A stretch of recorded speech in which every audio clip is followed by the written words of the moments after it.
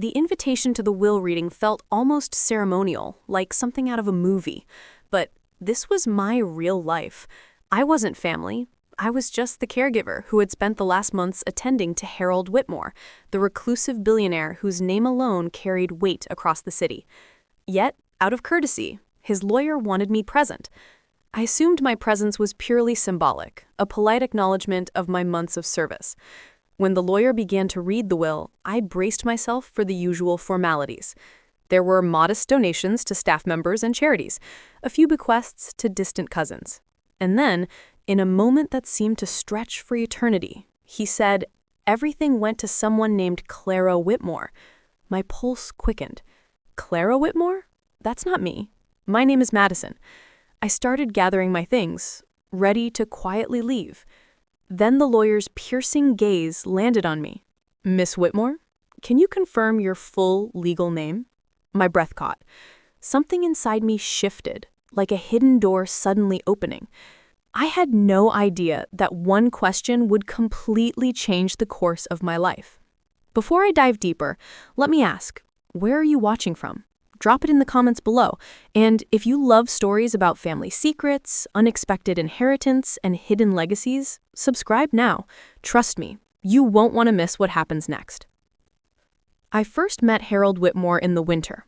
The air was crisp, and the Whitmore estate, perched atop a hill, seemed even more imposing under the pale morning light. I had been warned that Harold was not just ill, he was difficult. 6 nurses had quit in the past 3 months. Stories of his temper and demands had preceded him. Ellen, my supervisor, had been blunt. Harold Whitmore is a storm in a mansion. He's demanding, critical, refuses medical advice. One nurse left because he threw a glass of water at her. The family is desperate, offering double pay. But I want to be honest, you'll need patience, nerves of steel, and resilience. I should have said no. I had a full-time hospital job, a small apartment, and barely enough time for myself.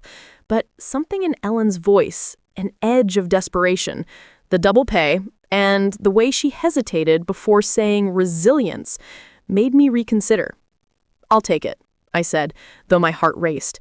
"But I want to meet him first, see if we're a good fit." The Whitmore mansion was a fortress of wealth. Marble floors stretched beneath my feet, reflecting crystal chandeliers. Oil paintings of stern ancestors stared at me as I walked through the hallways. Mrs. Lawson, the housekeeper, a tall, stern woman with a permanent frown, led me to the library. "She's in the study," she said, her voice almost a whisper. "Be prepared. He's particular today." Harold sat by a massive window, sunlight falling across his sharp features. He was frail, a man clearly diminished by illness, yet every line in his face spoke of decades of command, ambition, and control. His eyes, sharp and penetrating, locked on me instantly. "Another one?" he said, with a mix of amusement and skepticism. "How long will you last?" "The record is 3 weeks," I replied, standing my ground. "How long do you think you'll need a nurse?" He studied me, incredulous. Most people either flattered him or cowered. I did neither. "Pancreatic cancer," he said quietly, eyes distant. "Doctors say 6 months, maybe less. Nothing can be done. Just manage the pain and wait." "That must be frightening," I said softly. "Frightening," he laughed, hollow, almost bitter. "I've lived 82 years. I've built an empire. I'm not afraid of death. I'm afraid of dying alone, forgotten, leaving nothing behind but numbers on a page." There was something in his voice that made my chest tighten, a loneliness so profound it was almost physical. "And your family?" I asked. "Family?" His voice turned sharp. "I have distant relatives who only call when they need money. They circle me like vultures, waiting for me to die so they can fight over my estate. That's not family. That's opportunism." I swallowed hard. "That sounds lonely." "It is," he admitted, eyes softening for a brief moment. Then, with piercing clarity, he added, "Miss Whitmore, are you here to steal, to flatter me, or to actually help me?" "I'm here to take care of you," I said honestly. "No more, no less." Something in my tone convinced him. He leaned back slightly. "We'll see," he said, almost challengingly. Over the next weeks, I learned the truth behind Harold's reputation. He had been betrayed countless times. Employees who stole, relatives who only called for money, friends who disappeared when illness struck. He had built walls, yes, but beneath the gruff exterior was a man who was clever, funny, and unexpectedly tender when he let his guard down. One afternoon, while helping him with his therapy exercises, he sighed deeply. "I focused so much on business. Always thought there'd be time for a family later. Later never came." "Do you regret it?" I asked, quietly. "Every day," he admitted. "Money can buy a lot, but not people who truly care about you." As the days went on, our bond grew. I would find him waiting for me each morning, a book in hand, a story to tell. He wanted to know my life, my past, my dreams. I told him about growing up with my mother, my struggle through nursing school, and my dream of opening a free clinic for the underserved. He listened intently. "Your mother raised you alone?" "Yes. My father left when I was very young. Mom never spoke much about him." "And your maternal family?" "Small. Grandpa passed away while I was in high school. Never met my grandmother. Mom always said we had enough on our own. She passed 2 years ago." He probed for every detail, names, dates, even the city my mother grew up in.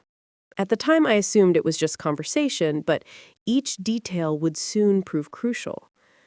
As Harold's condition worsened, he became reflective, almost secretive. He spoke often about a niece lost to him decades ago.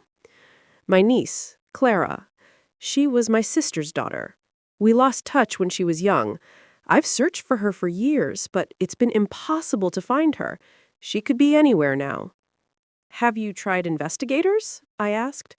"I have, but the trail went cold decades ago.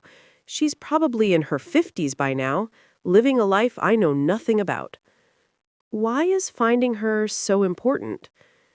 "She's my last real family," he admitted, "and I want someone who values connection over money to inherit what I've built."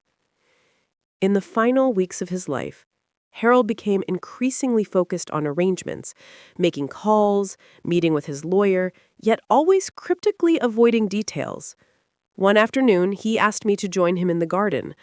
Sunlight shimmered across the newly blooming flowers, but his face was serious, his eyes sharp. "Clara," he said, finally using my first name, "these months with you have been the happiest I've had in years. You've reminded me there's still goodness in the world. You've taught me, too, about life, history, and seeing people beyond their wealth or reputation." He grasped my hand. "Promise me this. Whatever happens after I'm gone, whatever you learn about yourself, remember this. Kindness is the most valuable currency in the world. Don't let it change who you are." "I promise," I whispered. 3 days later, Harold passed, my hand in his. His final words were simple. "Thank you for seeing me as more than just a rich old man." The funeral was a small affair. Distant relatives and business associates seemed more interested in the will than mourning. I felt like an intruder. But the next day, Harold's lawyer, Jameson Clark, approached me. "Miss Whitmore," he said, "Mr. Whitmore specifically requested your presence for the will reading." "I'm just the caregiver. I don't belong there." "You do," Clark said firmly. "Tomorrow, 2 p.m., my office." The following day, I found myself in a grand conference room, surrounded by relatives I'd never met.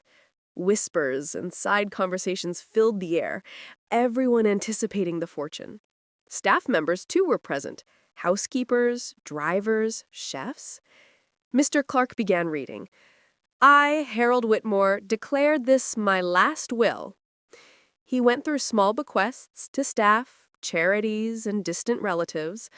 The murmuring grew as the moment of truth approached.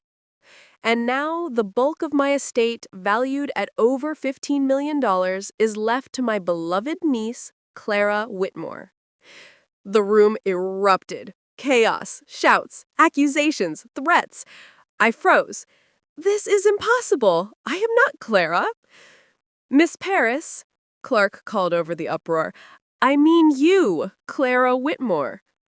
It took time for me to understand. DNA evidence, decades of searching, careful observation. Harold had identified me. I was Clara Whitmore, the niece he had spent years trying to find. He had been watching me all along, watching my kindness, my heart, my compassion. Not wealth, not flattery, but who I am. There was a photo, an old family picture, my mother smiling. Beside her, a young Harold, arm around her. The resemblance was undeniable. You earned this, Clark said softly, through your heart, not your claims. 6 months later, I stand at the lobby of the Harold Whitmore Community Health Center. Families come in for free care. The mansion became a clinic.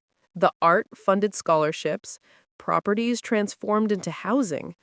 Harold's legacy lives in every life we touch. I am no longer Madison, the caregiver.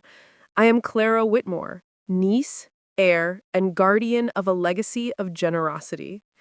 Family isn't only blood. Family is who sees you, understands you, and chooses to stand by you. In finding Harold, I found my true self.